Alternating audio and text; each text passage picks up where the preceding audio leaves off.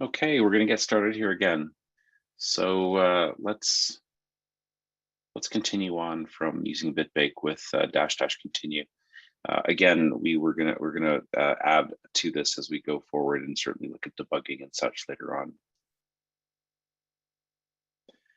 Of course, Bitbake is a task set scheduler. It allows you to essentially do all the appropriate things in the appropriate order based on dependencies between the various levels of build tasks. Bitbake is quite happy to make sure that as soon as you are far enough along on one recipe sufficient in order to build the next thing that depends on it, it will start that as soon as it possibly can. Again, it all depends on the number of CPUs you have and resources available to you. But if you have a 200 CPUs at your disposal, it will parallelize as much as it possibly can to, again, use as much of your CPU and resources as it can at any particular point in time. If you've got fewer CPUs, of course, you end up being CPU limited. There's not much you can do about that. But it will parallelize as quickly as is possible based on the resources you have for building. You'll actually find that when it comes to building dependent packages, you don't have to worry about you don't have to have the entire thing built before you can build the next step. Once you've actually got to the point of installing the results of your build into the sysroot that's going to be used for your particular dependent build, once you're there, even before the package is built, once you're there, of course, you can then start the dependent recipe building. And so you'll find that the building of packages appears to overlap, and it's because our dependencies aren't actually between the recipes, but between tasks within the recipe. Okay, and so you'll find that things are actually a lot more parallelized and parallelizable than you realize. So, what are the default tasks that you will find in the various recipes? Now, these aren't in every single recipe, but the vast majority of code-based recipes look something like this. You'll see that we have a do fetch task. Of course, this is the fetcher. This is what gets the source code for you. This is based on your source URI piece of metadata that's used for fetching source code.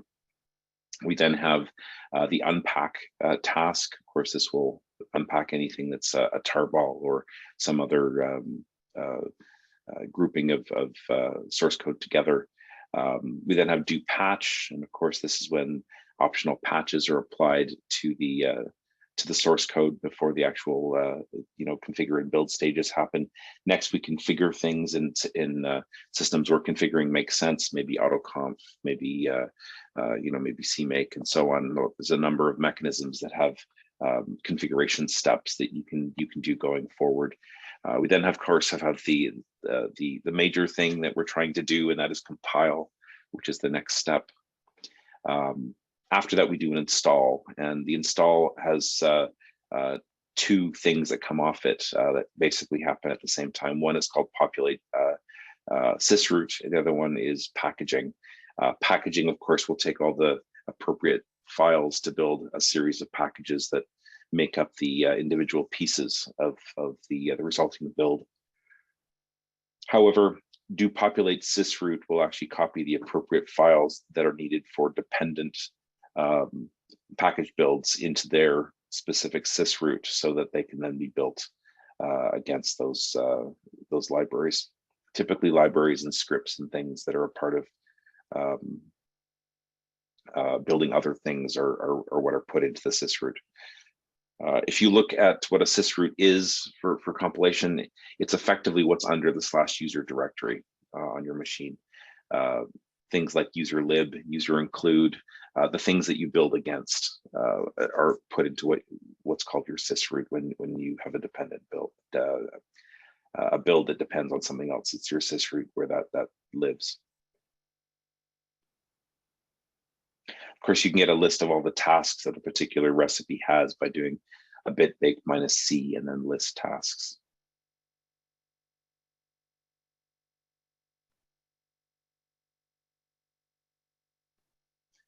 The next thing is when it comes to running things, you'll actually find that the output that you see when you run Bitbake tends to be on a single line. It tells you which task is running and specifically which task,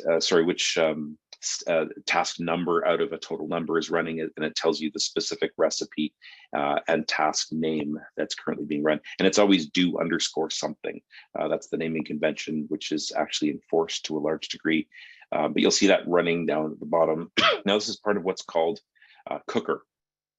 And so the Bitbake cooker portion essentially has a log telling you about what things going on and gives you an idea of what's running at that particular point in time. And again, the default output is typically showing you how many of those, how many of the CPUs are currently running, and we'll show you which tasks are actually currently being built and so on. And this is kept in the cooker log. If you go into the logs directory, there's a cooker log and you can see what's going on and the order that things are run in. Now, that said, when it comes to doing really big builds, of course, initial builds can take a very long time, depending on how much CPU you have to throw at something. If you've got a big build server, it might only take 20 or 30 minutes for an entire build. If you've got a machine like a laptop or something, maybe you only have 2 or 4 CPUs to throw at a build, and that kind of sucks. And so one of the things that you can do is actually use something called an S-state cache. Now, whenever you do a build, your S-state will be built up, but S-states can also be shared with other people. What the S-state or shared state cache is it's a set of things that have happened historically, what their inputs are and what the predictable outputs are from those inputs. I always like to introduce S-state by talking about another technology that works in a similar fashion, and that's Ccache. If you've ever used Ccache before, it's a caching system for compilers. And if you think about what it takes to generate a .o file from a compiler, there's a consistent set of inputs, and from that you get a consistent output. So the inputs that you have are the version of the compiler, the source code, the various header files, the environment variables that you have in your on your system, and the options passed the compiler. Given those same inputs, you're going to get the same outputs, which is a binary .o file and a certain amount of output on standard error. Okay, and the reality is what Ccache does is it actually captures the resulting file that's generated by the compiler and the output that it creates as a part of the build. And what Ccache does is if it sees those same inputs, it just copies the file from the Ccache over and outputs the text that the compiler outputted the prior time that it ran. And so the neat thing is, instead of having to do the compile, you can take the version that you compiled last time using exactly the same inputs and just copy it to place. It's a whole lot faster. S-state is the same thing, but for the entire build system, okay? And so what that means essentially is that, for instance, if you are building a packaged version of a recipe and all of the inputs are the same, then the same package is going to come out the other end. And so it just copies the package from the shared state and you're done. It doesn't have to do all the bits in between to make it happen. And so you can short circuit the whole build by just taking the pre-built package from the last time you built exactly the same thing. So the package data generation, basically the spec file or what have you, is one of those steps that can be cached. The actual package itself can be cached. Extracting the license, of course, that's other information that can be cached. Populating the sysroot ultimately is something that needs to happen when you build dependent things. If indeed the files needed to be depended upon are already in the S state, you don't need to build the dependent project. You can instead just copy the sysroot out of the S state. So you'll find that, for instance, if you build against somebody else's S state that's already built the things that you are trying to build, you will find that it actually, instead of doing fetch, configure, fetch, unpack, configure, patch, configure, whatever. Instead, you'll just see populate sysroot. You'll see a whole bunch of populate sysroots as it copies everything out, and then ultimately generates the image at the end. An initial build, when you have nothing to start from, might take hours. An incremental build, or indeed building against somebody else's state, you might end up with a build that takes between 2 and 10 minutes. It just depends what you're building against. So again, that state cache can be used to vastly speed up a particular build if indeed somebody, either yourself or somebody else, has built exactly the same thing before. Anything, of course, that strays from the same inputs, of course, are rebuilt appropriately. I do have to point out, however, that it is not the same as make doing the incremental build.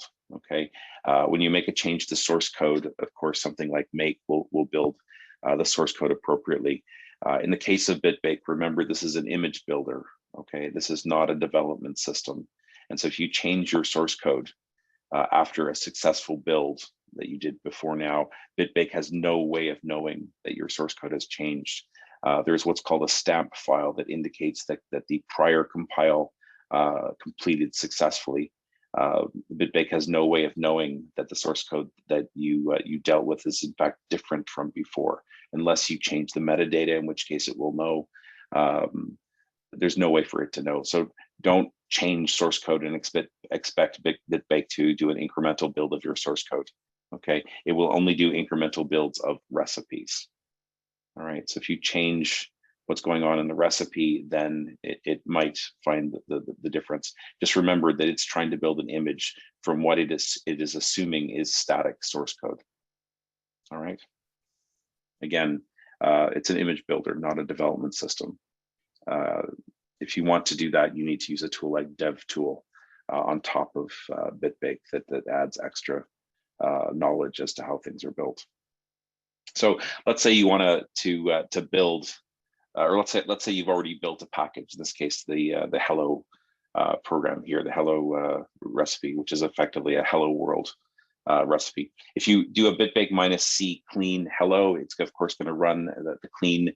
It's going to get rid of all the stamp files. It's going to make sure that you go back to a point where it needs to start over. If you then type bitbake hello, it's actually going to, instead of starting from scratch, it's actually going to pull things out of your shared state. And so what you'll see here is you'll see that the populate sysroot set scene. You'll see the populate license set scene. Again, it's pulling this information out of the shared state cache. The QA set scene, in this case, it's using iPackage, the iPackage set scene, and then ultimately the package set scene where it builds that information.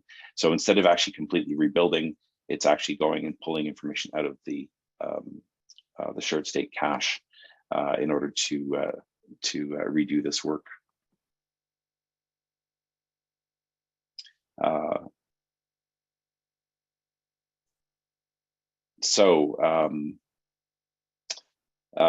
There's a question here about cleaning the state cache. If you do a clean all, it will in fact wipe out what's in the shared state cache as well. But as far as just pulling up the latest versions of things, no, you have to, you basically can wipe everything out for a particular package or the entire shared state cache. You can't just say keep the latest version because the problem, unfortunately, is which is the latest version, right? Remember that the latest version is what we normally build, but maybe we care about one of the earlier versions of the package, so we don't actually know what the version is that you want. When we do a build, we can specify what we want to build, but when we clean, we can't say clean everything but this version of the package. So yeah, you wipe out everything for a package, or everything for the entire shared state cache, or everything for a particular package, and then rebuild. Your shared state cache will build over time. Honestly, disk space is cheap. Don't worry about it. Yeah, that's the one. Clean state.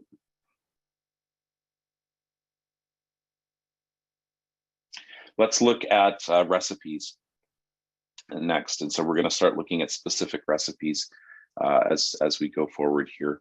And so let's look at the various pieces of metadata that end up in the recipe, and you'll see that we have a few that we're going to talk about here. Now, we're not going to be able to hit every single piece of metadata, but we're going to go through quite a few of them so we can see how they all work.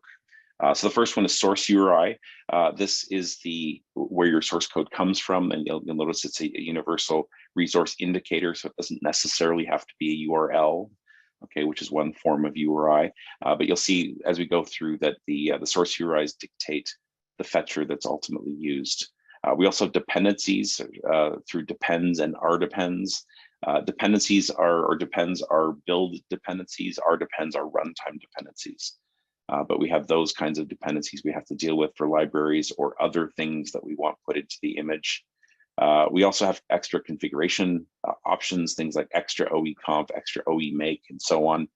There's a bunch of things like this. Again, from convention, most of the things that have the words extra in it are things that are used primarily in configuration, but not always. But usually there's extra information we have to provide, and there's often more than one variable through which you can provide it. If there's more than one, often it's the extra one that goes in configuration. However, again, that's not universally true.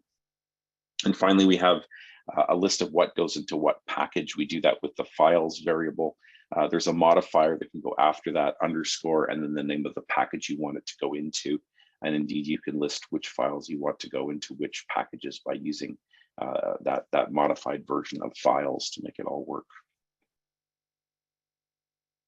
Oops. Let's look at a recipe here so we can see roughly how one might look. This is ETH tool in this particular case, and we're just trying to see what a recipe might ultimately look like.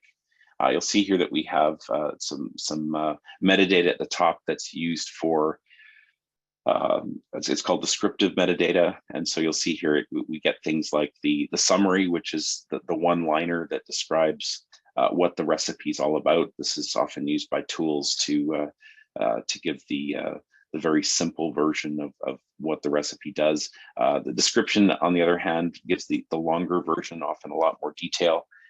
You'll notice it's not formatted in the sense it's just one giant string. Again, it'll be wrapped appropriately wherever it's displayed. But of course, this is the long version of what this recipe ultimately does. We've got things like the home page where the source code was found, the section, and so on. Usually there's author information and a bunch of other things that can go into the descriptive metadata. The section specifically indicates where in the packaging system it's going to end up. You'll find that things like Red Hat and Debian and so on have sections in order to break down packages into categories of packages. And indeed, that's what the section is all about, is just indicating where, what the package is a part of, just from a management point of view. It doesn't actually change the package at all. It just changes where things go into the package repository system. Next, we have the license side of things. Now, this is really important. It's important to know what the license is of your particular software for a number of reasons. One of the biggest, most frustrating parts about building embedded Linux projects is generating a report as to where all the source code came from and what licenses are involved. And that becomes very easy if essentially you appropriately annotate what licenses are in each recipe as you go through. And so providing a one-liner that lists all the different licenses that are a part of this particular code base. And again, there's a whole language for specifying what licenses and whether there are multiple licenses or dual licenses or whatever. There's essentially specific strings. This is not a free-form thing. The names of the licenses are very specific. In this particular case, GPLv 2+ ultimately means that it's essentially the latest version of GPLv 2. You'll see that we also have license files checksum. Now, this is a mechanism for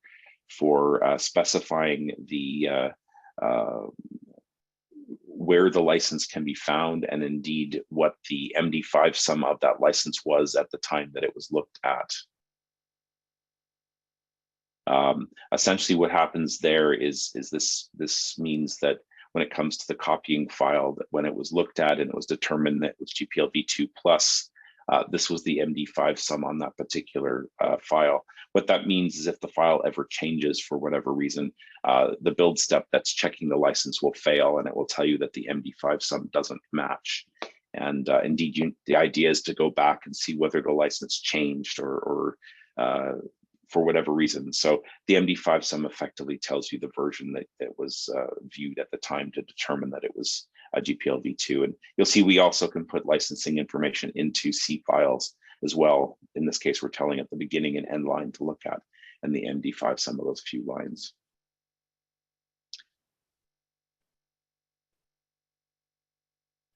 So there was a question here going back one slide. Let's say for a particular recipe, I need the library file, the SO file for linking at the end of the build. So that would mean listing it in the it would be listed as a dependence. Yes. Would that automatically mean the SO file will be included in the final image? Yes, it does. If you've got a build dependency on a library, that necessarily means that the runtime for that library will also be included on the final image. However, an R depends is usually more a matter of I need a specific utility installed, not that a build dependency implies a runtime dependency. A runtime dependency often is a disconnected thing that's not brought in through the build time dependency.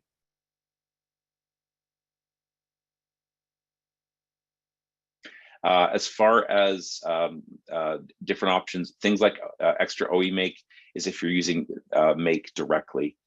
So it's not so much that it depends on the build system. It depends on the specific metadata that you're making changes to ultimately are dictated by the rest of your build, the rest of your source code, which one of those things is your build system. Okay, so more or less, yes, what you're saying is correct, but it's a bit more complicated than that. Okay.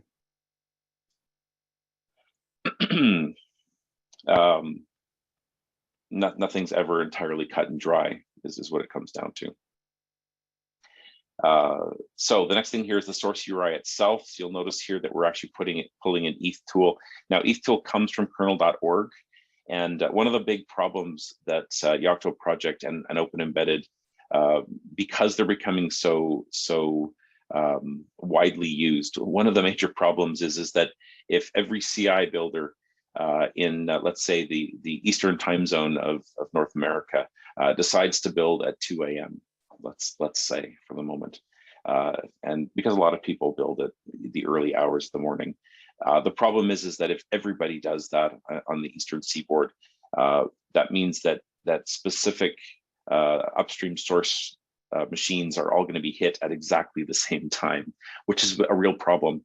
A number of providers, both the FSF and kernel.org and such, have actually made requests to Open Embedded and Yocto Project to actually provide to use mirrors to make sure that doesn't happen, because it basically was providing a denial of service attack inadvertently at times.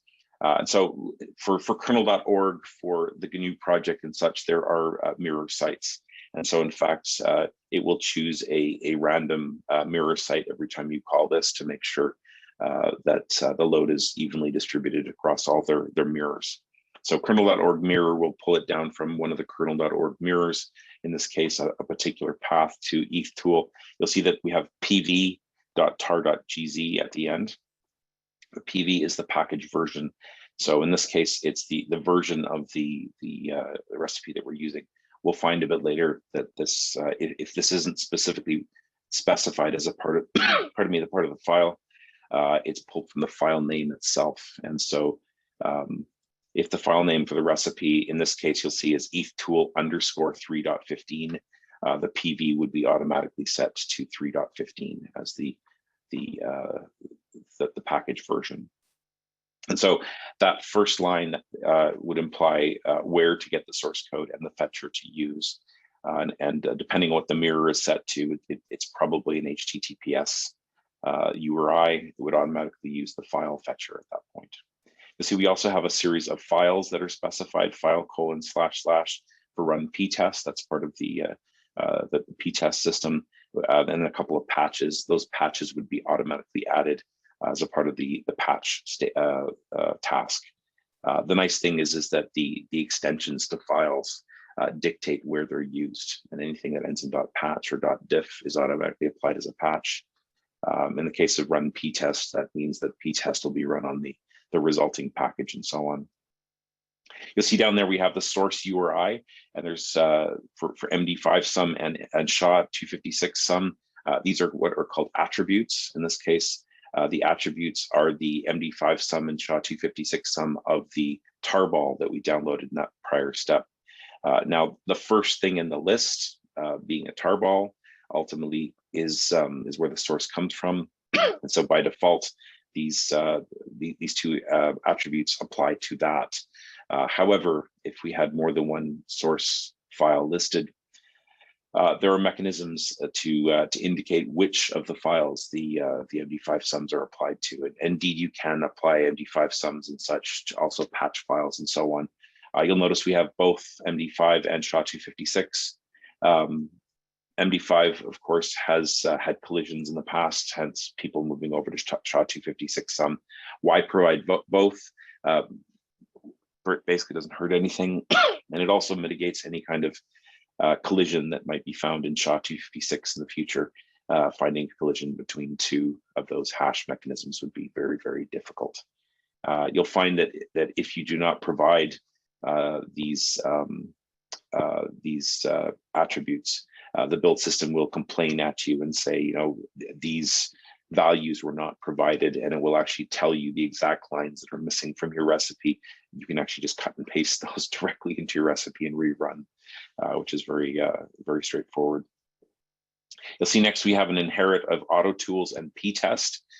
This actually pulls in the appropriate BB class files for auto tools, meaning we can do the /configure make install is essentially codified for us. We don't have to provide those steps ourselves. And then ptest, of course, that works with the run ptest to run package tests at the end.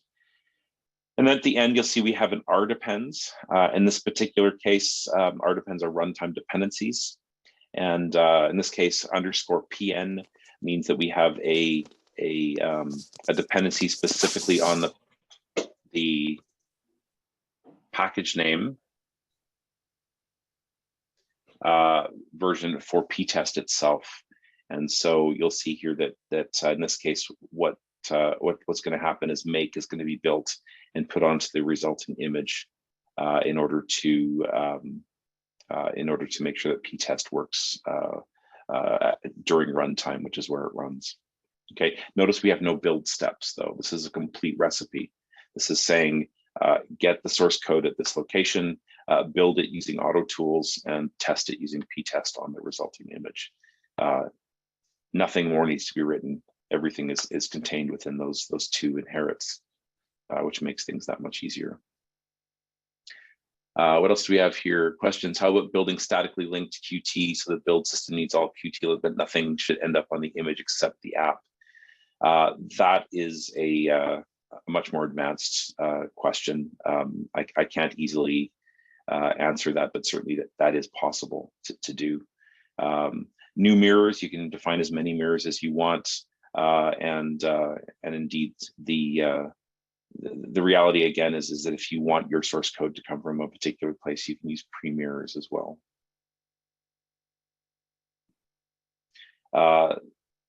So no, rdepends provides a runtime dependency. It doesn't declare any package.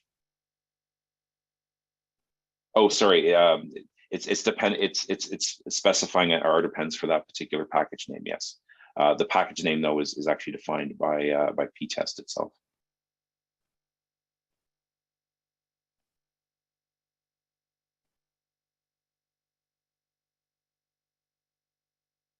Okay, so there's a question here about, let's say we skip section equals libs, will it still copy the compiled library to user lib? We're starting to get into some more advanced kinds of things, and we're going beyond the scope of this specific class. I would say that that's a question that we'd probably want to put offline for later on. Indeed, p-test is something that that is a more advanced topic. It's something that's worth looking at later on. Again, this is just an example recipe. We're showing you roughly how these things work.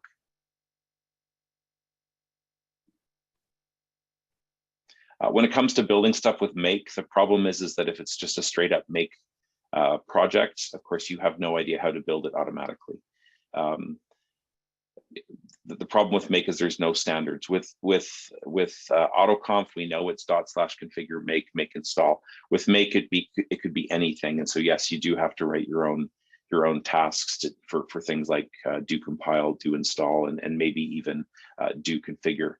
So it just kind of depends. But yeah, we're going to see some examples of that as we go forward. Again, this is just an example recipe. So what can recipes do? They can build anything. Tools for your host build system, compilers, utilities, bootloaders, kernels, libraries, different interpreters, different languages that might be run on the system, user space applications, package groups that allow you to bring in multiple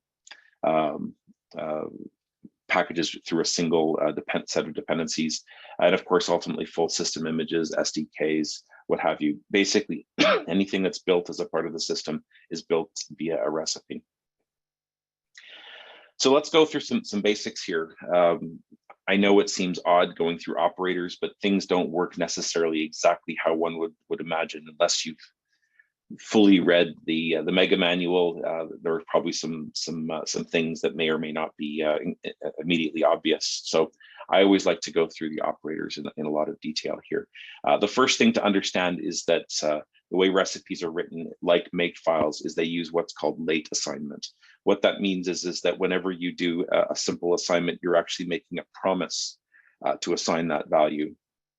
What this essentially means is that when you set a value like A in that first thing, if you set it multiple times, it isn't until A is used that the final assignment is known.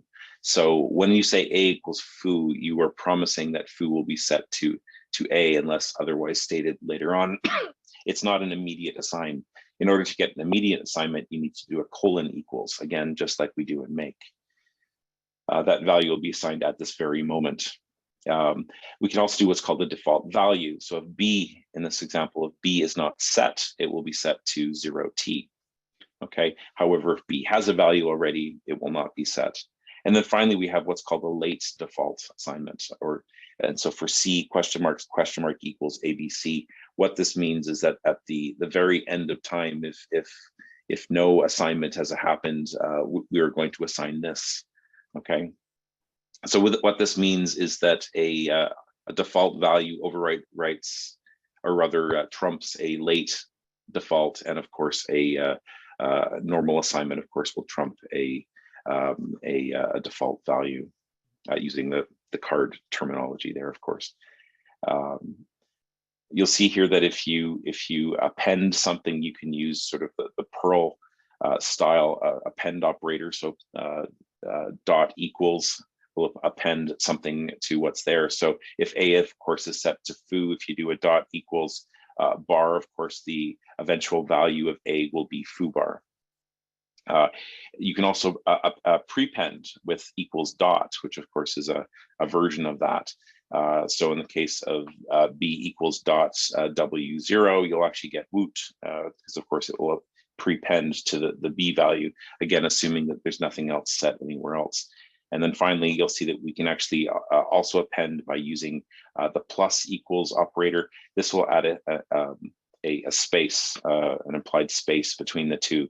And so with C set to ABC, doing a plus equal, we'll get ABC space DEF. And finally, you can also prepend using equals plus. And again, there's an implicit space that's added there as well. Is there a way to declare dependencies on host tools? Yes. For that, there's a modifier to indicate that you're working with native packages, which are for the host system. You just put a dash native after the name of the package, and you can provide. You can basically depend on a native version of the package by, for instance, core utils dash native would build the native version of the package, not the package for the target, and those will not be copied over to the target. Where does the space come from on C++? It's just part of the operator. If you use plus equals or equals plus, there's a space. It's just how it works. Is there a way to specify the prepend to not automatically add the space? No, the entire point of plus equals and equals plus is that there's a space. You use dot equals or equals dot otherwise. Okay, operators do what operators do. You can't. That would be like saying, can you make a plus do a multiply? That's not a reasonable expectation. You would expect C plus equals def to be. Unfortunately, you'd be wrong. Plus equals comes from make, and it implies a space. That's the way it is. Dot equals implies no space. That's the way it works. Okay. Again, these come straight out of Perl and make. If you know those languages, basically, this is the way it is. So, but will escape characters work here? If you start to be putting escape characters into file names and the values of variables, I mean, I don't think that's a really great idea. It depends what you're using the escape characters for, I suppose. But generally, when it comes to file names, it's always best to keep them using straight up characters, UTF-8 characters. So generally, no, you don't want to start using escape characters. Like, don't put like double quotes into the file name or whatever. That would be a very bad idea. There are other ways of doing appends and prepends as well, and these use modifiers. Okay, and one of them is and these happen with underscores. Okay, so if you have an a underscore append, the name of the variable is still a. However, you were saying I want to append to a. Now, if this looks very much like a dot equals kind of operation, it kind of works the same way, but it happens at a later date.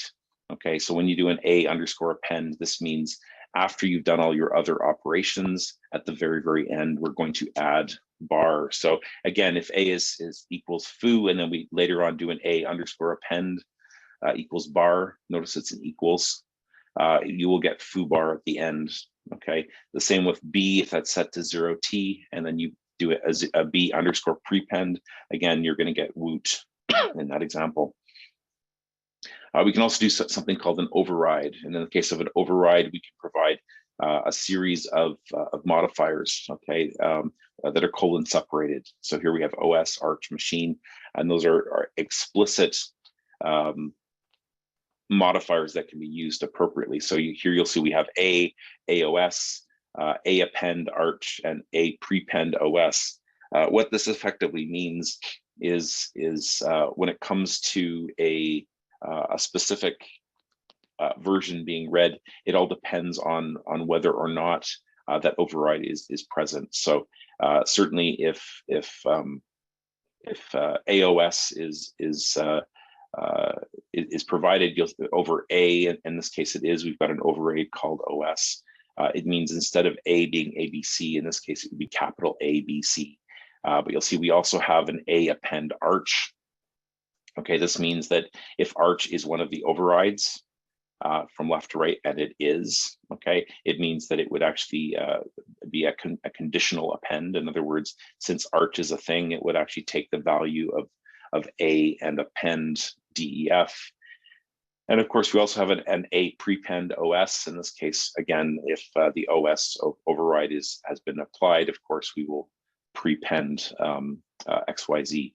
And so in this particular case, of course, the append and prepend and the override would all be taken. The original assignment would be ignored because of how things works.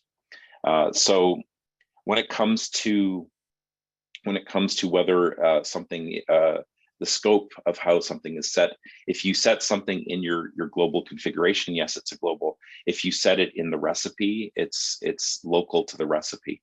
If you set it in your layer.conf, it's a part of the layer, and so on. So what it all comes down to is scope is dynamic, and it depends on when things are read. But changes you make in a particular BB file do not affect other BB files. Changes you make in comp files make changes elsewhere, is what it comes down to. Okay, so there's always a scope to how things are changed.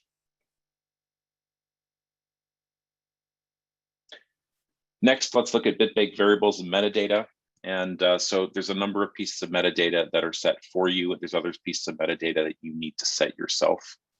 When it comes to your build, you'll find that the top dir is automatically set for you. Indeed, that's not something you would change. It's where Bitbake was run originally. Layer dir, of course, expands to the version, or rather the full path of the layer dir that you're in. And so again, that's not something you change. That the file that you read is in a layer. The layer dir will be set appropriately when you try to use it. And file similarly will automatically be set to the file in which you currently are found. So when you refer to file, it refers to the file that you're a part of, which is generally when you're writing recipes, generally is the name of the recipe that you're in is usually what you're expecting to find there. We also have a series of policy variables, ones that you'll find in the distribution configuration file, typically things like the build architecture, the target architecture, and so on. The build architecture is normally dictated by the machine that you're running it on, but you can, in fact, further specify it so that, for instance, if you've made it so it only builds on x86-64, if you try to build it on our machine, it'll just fail, for instance. That's a totally legitimate situation. Maybe you've got a set of build steps that only works on a specific architecture, for instance. The target architecture, however, is typically specified by the BSP. Okay, and so when you're building for a particular single board computer, that it's an Arch, that it's an ARM board, of course, is a part of that actual BSP situation. Next, we have build time metadata, and so there's a number of things here that potentially can be set. Things like the package name, the package version, the package release. Now, these are automatically generated by default based on the file name of that's used by the recipe. However, you can also override them if you want. But when it comes to the name of the file, of course, it'll be a name and then an underscore and then a number and then an underscore and then an R or something. Those are all parsed out by default, if indeed it's in the name of the BB file. Otherwise, again, you have to provide them. We also have two other pieces, P and PF. P by default is your PN, PV with a dash in between. Okay, and I know I just said that the file name has underscores. Well, in the case of P, it's a dash, and PF indeed is PN, PV, PR, again with dashes in the name. The file dir name ultimately is the directory name portion of the file. File, of course, gives you the full path and file name that you're a part of. Dir name is just the file portion of that name. File path is another one. This actually shows you where you can find things when it's looking for files in your system. You'll notice that it will key on where your recipe can be found, and we'll look in extra subdirectories that are there. Things like PF, PN, PN, and files. The reason why this is here is so that you can actually provide metadata based on version, revision, and just straight up package name if you want, and just makes it that much easier. So extra metadata depending on version and such can be kept in separate subdirectories so that you don't have to explicitly for instance, include a specific version of an include. You can just say include, file.inc, and then you can provide different versions of file.inc in each one of these directories, such that the version will select the appropriate one to include. Other pieces of metadata that you'll find, of course, topdir again is your top working directory. It's where you run your Bitbake from. Temp directory is under topdir temp. Okay, and so this is where all your build temporary files ultimately end up. Your work dir is typically under that, so temp dir work and then PF. PF, of course, being your package name, version, and revision. You then might have your source directory, or S. This is your work dir P, which of course is the package name, the name of your source code and the version. The fact that it's under there is because, of course, the revision has to do with the work directory, right? That's tied to the revision of the metadata you provided, whereas the source tree, of course, only has name and version, because it has nothing to do with the metadata itself.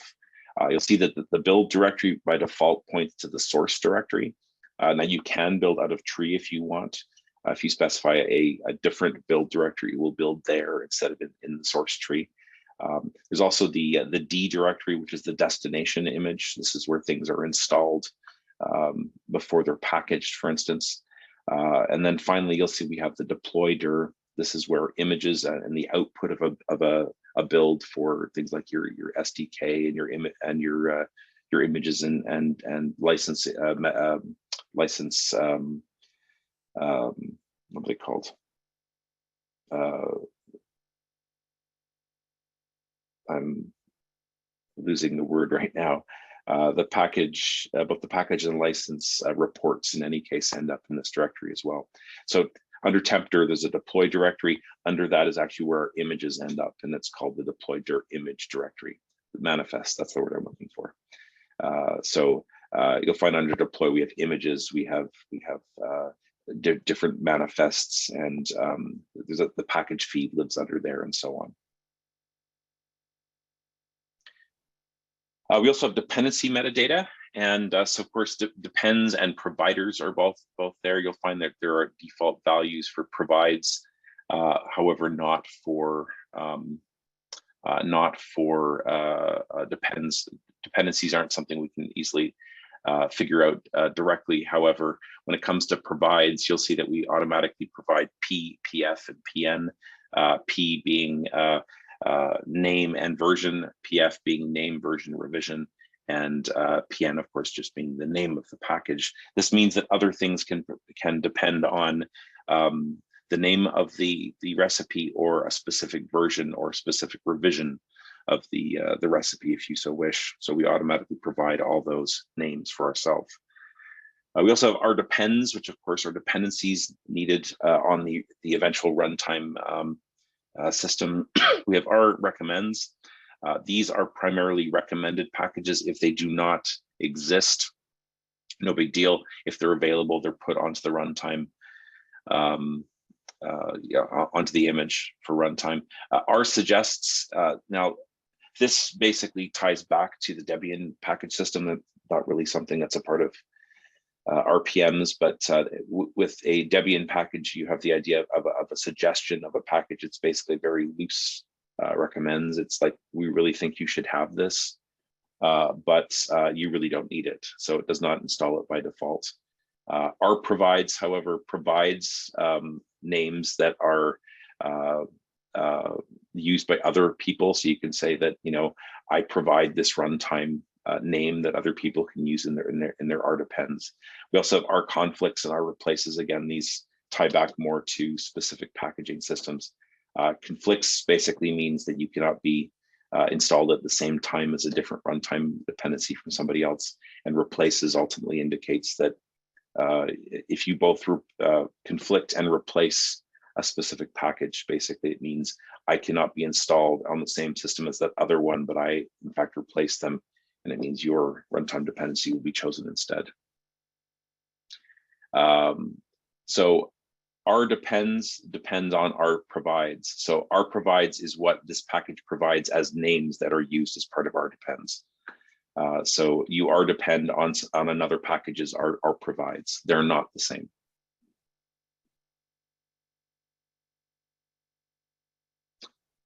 Is there a way to get the R suggest list automatically from an entire build? Not that I'm aware of. There might be, but that's not something I know how to do. Is there a dependency or a specified version or any version higher that's specified? No. So you either take the highest version or you take the specific version. If indeed there's a preferred version that you have, there's a way of specifying a preferred version, but it's either a specific version or the highest version that's provided. You can't say this version and higher. That's not something you can do. Next, we have common metadata. So the kinds of things that, again, you would provide normally. So things like the summary, the homepage, the license files, checksum, those have to be provided. Obviously, the source URI, where you get your source code from. Files, again, what goes into each one of the binary packages. Oops, too many things. Let's look at a couple of examples, because this maybe will make more sense if we start looking at how these things work. In this case, we're going to look at a version of BC, and we're going to look at specifically how it's put together. Unfortunately, these things get very wide, so the text size gets smaller. Hopefully everybody can see this. You'll see here that we have our summary and homepage. So we have what's called our descriptive metadata at the top. We then have our licensing information. You'll notice that we include, there's both GPL v2 plus and LGPL v2.1 code. And indeed, you will see that there are specific copying files, in other words, copyright files for the code and for the library with their own MD5 sums. You can actually provide SHA-256 sums as well, but MD5 sums generally are considered good enough. It's an anti-tampering, it's a tampering evident issue. It's not a full-on cryptographic thing. You'll see that we also have licenses in specific header files and C files. And so between the beginning and line 31, or between, and then again, the first 25 lines of this file, the first 31 lines of this file have comments that have the licenses in it. And again, MD5 sums calculated and so on. How do you calculate the MD5 sum on a part of a file? That's not actually something you can easily do. Literally provide a garbage MD5 sum. Bitbake will complain at you and say, this is what the value should be. You copy and paste it in. Let Bitbake do the work for you. Let it complain and tell you what the value should be. Here we have the section and the dependencies. Right, so this is what's called the package dependencies next. Here, pardon me. Here we have the source URI and where the source code comes from, including the source URI MD5 and SHA-256 sums for this tarball up here. You'll see here that we inherit auto tools, tech info, and update alternatives. This basically will make sure that it's built appropriately, that the documentation is built, which is based on tech, and then in fact, because BC can be can actually have multiple providers of this functionality. There's actually BC and DC and a few others. The update alternative mechanism essentially provides a specific version or a specific file as providing the default name. BC can be provided by more than one package, basically, that can be installed at the same time. So update alternatives manages that for you. And then finally, you'll see that we have an alternate package name, and this is DC, and that's because DC could actually provide the BC capabilities. It's a superset of what BC does. The alternative priority is 100, and in this case, BB class extend ID. This actually indicates that in fact there is a native version of this package, so it can be built for the target or in fact for the build, the build machine itself. That's an extra. We're not going to get into BB class extend in this session, but certainly you can see there's a number of extra bits here. Can you specify both MD5 and SHA-256? Yes, yes, you can. You can specify multiple attributes. So native versus native SDK. Native means you're building a package for the native build system. Native SDK means you're building the package for the SDK that comes out the other side, but it doesn't necessarily mean it's used during the build. So they are similar but different things. What is priority? Alternative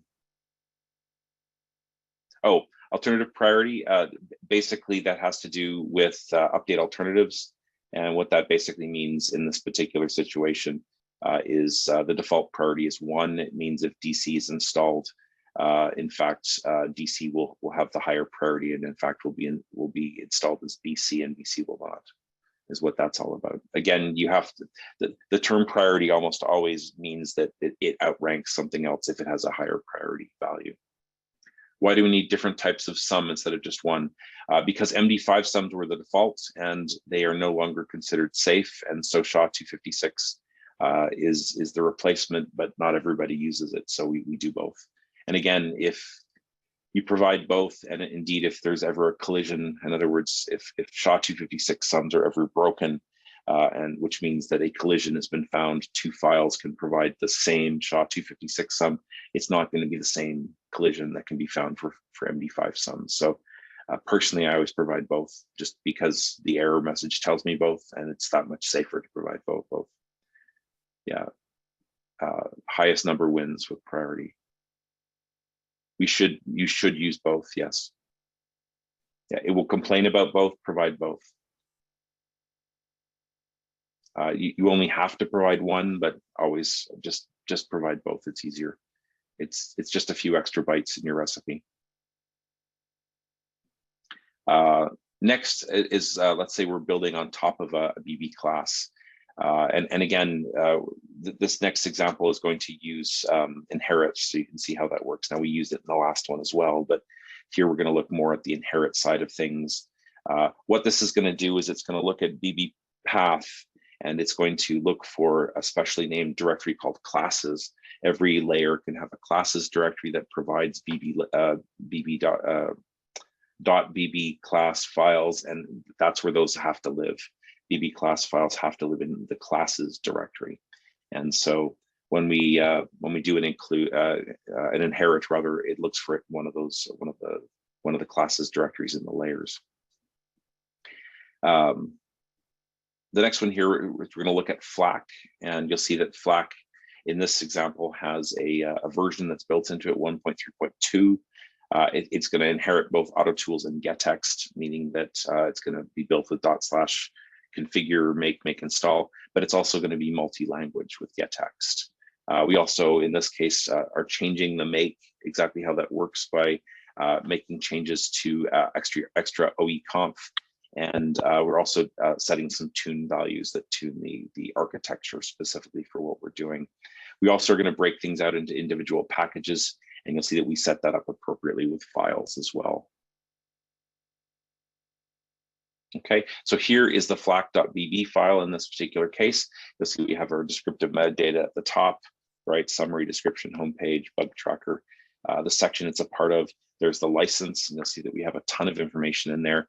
Again, partial files and full files and so on. All the places that are most relevant to look at. If you've got a file, if you have a license at the top of every single file, choose a representative one, but you'll find that usually there's licenses at the top of make files or in individual files. Those minimally should be included. Here you'll see we have a build time dependency on libog. Okay, so that'll be built separately. The source URI here, of course, is where we get the source code from. It's a tarball. And here we actually have again, the MD5 sum, the SHA-256 sum for that particular package. Here we also have the CVE product. Now, this goes way beyond the scope, but there is a mechanism for looking up CVE information for recipes. This essentially indicates what it's called in the CVE subsystem, and it's not called FLAC, it's called libflac. Again, beyond the scope of this particular thing. you'll notice here we're inheriting auto tools and gettext. Notice that the inherits are in the middle. The order of this is canonical. Okay, so although you can put things in different locations, everything that's above the inheritance here needs to go above the inheritance. Everything below the inheritance needs to go below the inheritance.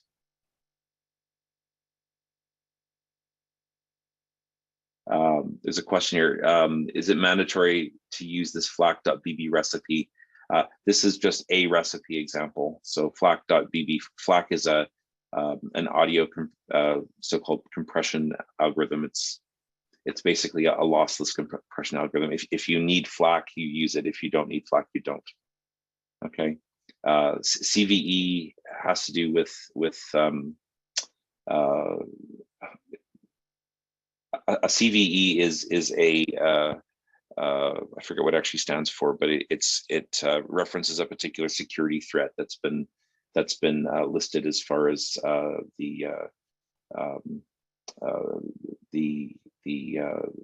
it's been published as a bug, a global bug by a number of organizations that track bugs in software. If a bug gets a CVE number, normally that's a pretty big deal.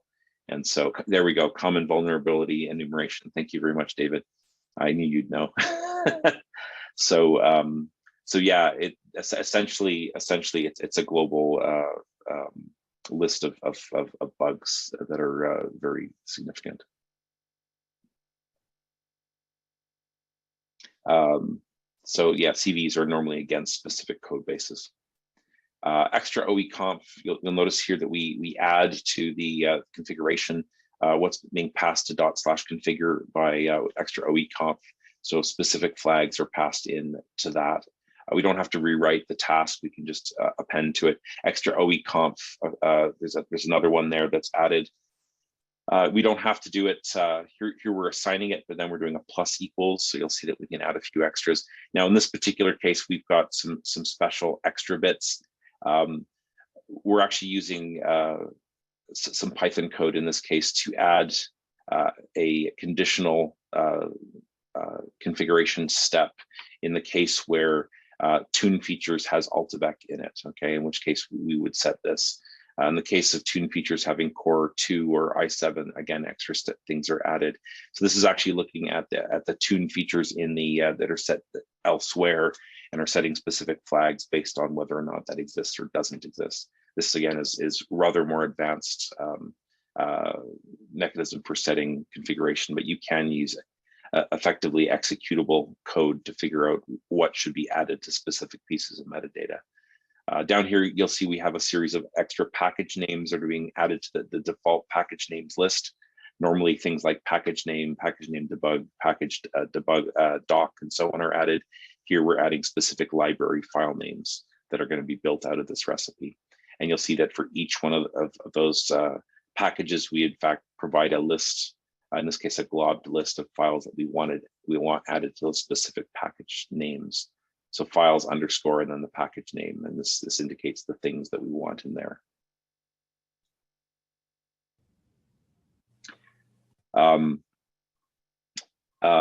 We also have grouping local metadata, okay? And again, if you end up having situations where you have common things that you set in more than one recipe, again, you want your code to be as dry as possible. You don't want to have replicated code in multiple files. If you break that out into an include file, you can include with include, which again is if it doesn't find the include file, it won't include it, and no big deal. With require, if it cannot find the include file, it's an error. And so if you're trying to put common code into a specific inc file, you use require. If, on the other hand, you have optional information you want included based on specific versions or revisions of the code, you tend to use include instead. No packages has to do with which packages are built. Provides is essentially the names that you're known as for dependencies. So we keep on getting questions as to whether or not variable names are equivalent. None of the variable names are equivalent. Each variable name has a very distinct meaning, okay? They're never the same. All right, if they have a different name, they mean something different, is what it comes down to. They may have a similar side effect in some situations, but their meanings are always different. Okay. Next, let's look at an example here of ophono. Okay, it's another package, and in this case, the example has ophono 1.19, pardon me, as the version. And in this particular case, it's been split into multiple and into a common Inc file, and then multiple recipes that depend upon it. And that's because, again, otherwise there's lots of duplicate code between the recipes. And so you'll see here that we ultimately set up a situation where we change the install value that's been provided, rather task that's been provided by the use of an append. So you'll find that we can actually append to existing tasks, for instance. We also have a git revision, although we're not showing that in this particular slide deck. So here you'll see that we require ophono.inc, and otherwise from that default set of pieces of metadata, we then add a specific source URI with its own MD5 sum and so on. And then down there, you'll see we have a series of C flags that are added in the event that the libc UC libc override is provided. Okay, so if that override is set, we append this particular value. Notice there's a space here, okay? Because an append does not put a space into the operation, you do have to provide that here. So that space is very important.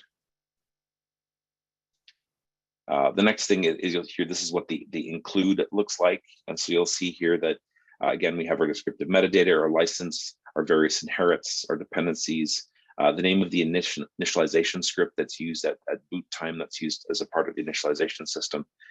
Here's package configuration, again, which is specified by a little bit of code based on distro features that might be provided. Distro features can say, for instance, whether system D is being used or not, whether Bluetooth is being involved. In this case, you'll see that that BlueZ would be used as a package configuration option in the event of Bluetooth being a distro feature. And then indeed, you'll see down here, we have specific package config options based on system D Bluetooth. These are things that would be passed into the configuration step. Indeed, if those are set. Extra OE conf, right, that's passed to /configure. Here's the system service name for system D. Okay, and again, for that particular package name, in the case of the inherits, we pull in a specific install task, and here you'll see that we're actually adding to it. So instead of overriding it and writing our own, instead, you'll see that we append some extra code to it. And indeed, this is called executable metadata. You can actually write your own appends, your own, rather your own install or whatever tasks you want. They can be written in either Python or in shell code. In this case, they're being written in shell code. And you'll see that we're doing an install, and then down here, we're actually doing a search and replace using sed. Down here, again, we're adding an extra package name that will be built with a runtime dependency on the main package for dbus. Again, a runtime recommends as well as being added, so these will be added if available. And again, the files that go into the particular package, and then the runtime dependencies for testing as well as at the bottom. When and where is the script ophono supposed to run? So it's not a script, it's a recipe. If indeed an image depends on one of these recipes, they will be built and installed on the package. If they're not, they won't be. Okay. On the previous slide, one looked like a simple, but the first one wasn't like that. You're talking about this. Yeah, so again, it just depends on how you code it. In some cases, it's one or the other. In other cases, it's not. It just, again, it depends on how you code it. Does the executable metadata have a specific language? It's, like I said, it's either Python or it's shell. It's one of the two. Oh, in the case of an init script, again, that's part of the initialization system. If the ophono system is installed, what is the startup initialization script? Etc init. what is the initialization script that's used to start up the service, which is different from the systemd system file. It depends on the initialization system that's used. Again, beyond the scope of this course, that gets into how specific initialization systems work. Basically, this is tying into existing systems. Again, we're showing you that you can specify them. Exactly how they work is we don't have time to get into, I'm afraid. We're down to the last few minutes, unfortunately, here. So when things go wrong, how do you deal with these things? The major problem here is that you set all your metadata and such, but you get some weird error when you're doing your build. You get a wall of red. How do you deal with this? Well, what you can do is see what your various values are set to as a part of your parsed metadata, and so you can look up specific things. You can actually dump all of the information that's a part of your environment, and you do so with bitbake -e and then the name of the recipe. And so that will in fact dump all of the values, everything that's been put together for your recipe, all of the assignments, the final assignments, and indeed all of the executable metadata. So all of your tasks, everything that makes up your recipe, your final recipe, the final output of all of the code that you've put into your recipes is dumped as one big long list. It's very big. And so if you want to see how things are ultimately put together, like where's the source code come from, you can do a bitbake -e, the name of the thing that you care about, and then do a quick grep looking for s equals, and this will show you where the source code is. If you want to see what file is being used for a particular thing, of course, you can do a bitbake -e netbase, for instance, the name of a recipe, and grep for, again, caret file equals. This will show you the line that starts with file equals, and this will show you where the recipe is, for instance, that you care about. If you want to see what the PF is, right, the name revision, name version revision, again, you can look for PF, or what the build directory is, right, or what packages are going to be built for the system or whatever. So again, you can see what the final results of a particular piece of metadata are very quickly. You can also look at the cooker log. If you look in temp log cooker, there's a file that indicates when that thing was done and indeed what's in there. So you'll see that all the different tasks that you see at the build prompt ultimately end up in a single log file. We also end up with per recipe log file. So for every task, we end up with with two files that are generated, the log file and the run file. So the resulting command that is run to implement the task goes into the run file. The output of running that command goes into the log file. And so every working directory has a TEMP as opposed to TMP directory. This is the T directory here. Pardon me, this is the temp directory here, the TMP dir. The T directory, or TEMP directory, is way over here in your work directory. And this is where your specific task logs will show up. Why it's not called log, I can't tell you, but that's just the way it is. So again, log and run files will end up in that location. When you see an error message, it will actually tell you where the specific log file is. You'll see that you will end up with a log file per step in your system. Okay, beyond that, these are actually symbolic links to dated versions of each. And so, pardon me, not dated versions. Normally there's a PID associated with each one of these things, which executor ran with it. The default names we're showing in this slide are actually symbolic links to the most recent log for each one of the tasks. And so you can actually go back and see all of the different history of what each thing's dealt with. The virtual recipe, that's it's basically an alternate name for things. There's a way of grouping things together. It's a convention of naming things in such a way that you can ask for the kind of recipe as opposed to a specific recipe name. So virtual/kernel basically would be something that would be provided by all kernel recipes, so that you could say, I need a kernel, I don't care which, I just need a kernel. So here you'll see our run files. And again, each one of these actually shows you the commands that were used to implement that particular task. And again, they'll either be in Python or in shell code. And again, the running of each one of these will result in an equivalently named log file. Again, in the temp directory, the T directory. And with having only gone over 1 minute, that is the end of the first portion of this this tutorial. And indeed, we have gone through the initial stages of all the things. This next portion will be covered by Tom King in 1 hour.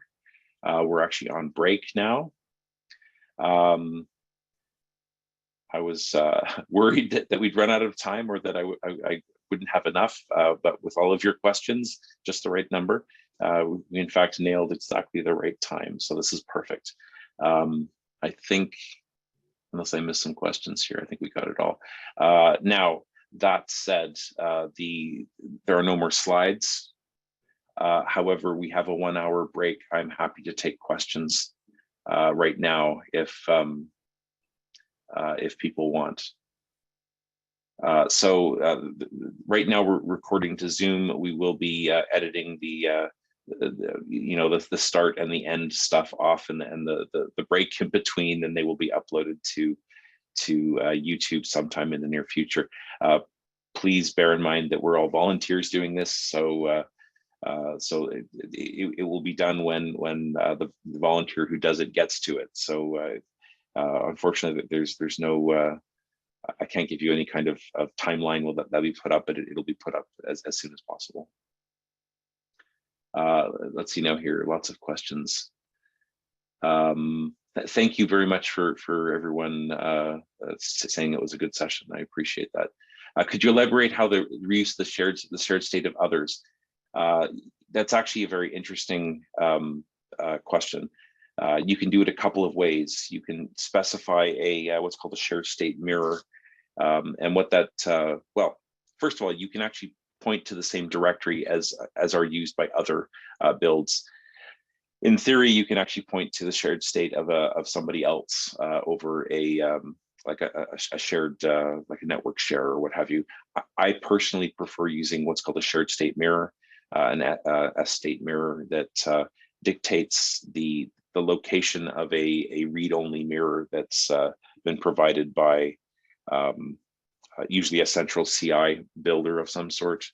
And what that basically means is that it will look at the shared state mirror for a file before it tries to rebuild it locally. So if it's not in your local shared state and it's not in the shared state mirror, it will then build it. But the nice thing is that if the file you're looking for is in the shared state mirror on usually a website, of course it will download that file instead of building it itself. That's kind of the simple answer to that. Thank you, everyone. Can we share shared state cache, including for writing? Yes, you can. You can do that. It in fact, in theory, works over NFS and what have you. If you're on the same machine, you can actually point to the same thing. Again, I'm not a super huge fan of doing that, but it is designed in such a way that should be allowed. So I have certainly heard of situations where there has been corruption in doing that. I'm assured that it's not that's always a bug, that it's not supposed to do that. But personally, I try to avoid that myself. But that is supposed to be supported, multiple writers. If I modify source code after initial Bitbake, is there a way to just rebuild the package without dev tools?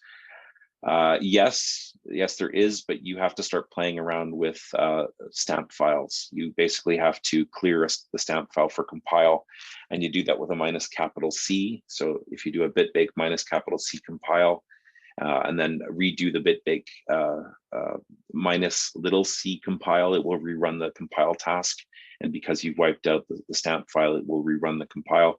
It's incredibly awkward, and you will actually break you'll actually taint your shared state by doing so.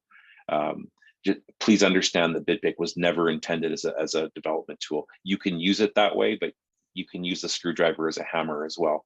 It's not intended for that. So yes, you can do it. I wouldn't suggest it. DevTool is the better way of doing it. How is D folder any different from the sysroot folder? D is where things get put before they're packaged. Sysroot is used for building against it. D is created first. We install into the sysroot from D.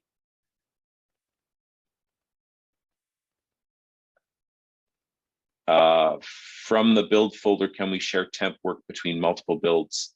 No, and you would never want to do that. Temp is unique to the build that you're building. The way you share information is through sharing your downloads directory in your shared state. The temp directory is unique to the build that you're building at this moment. It's never shared.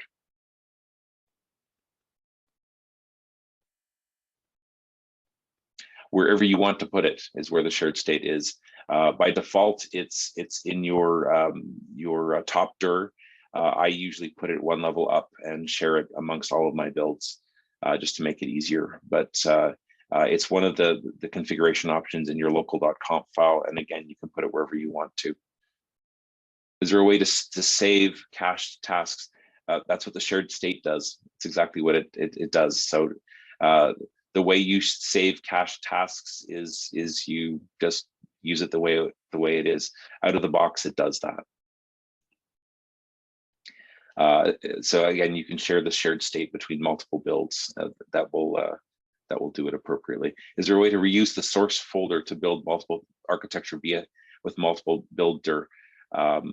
If you mean where the source code is checked out, no. If you mean unless you are specifying like a Git repository outside of the work dir, but that's not suggested. The reason why we have different source directories is precisely because we apply patches and such. If you're building for two different architectures, you very well have different patches. So you basically wouldn't want to do that. Remember, storage is cheap. So Yocto Project does not try to save disk space. If you build over a long period of time, you'll use infinite disk space, but just add another hard drive. That's basically what it comes down to. You can always clean up your work afterwards if you want, but like I said, the idea is that if you're building for multiple things with different patches, you do need the source code checked out and unpacked multiple times. It's Yocto Project goes the safe route, not the trying to save disk space route. Who can we find? How do you generate MD5 sums? There's a command called MD5 sum. There's another one called SHA-256 sum, but honestly, you don't need to use it. Bitbake will quite happily complain at you and tell you what the values, what the entire line should be. Wherever you see an error, it will actually tell you what the line should be in your recipe. Just cut and paste. Who can we find? Yeah, just use the error output. Yeah, Bitbake's really good at telling you what should be there. If we add something to our depends, it should be added to the final image, but is it the same for depends? Only the libraries that come from the dependency will end up on the final target. If you have a build time dependency on it, that doesn't mean that other things from that package will end up on the target. It's only the runtime dependency portion of the build dependency that will show up on the target.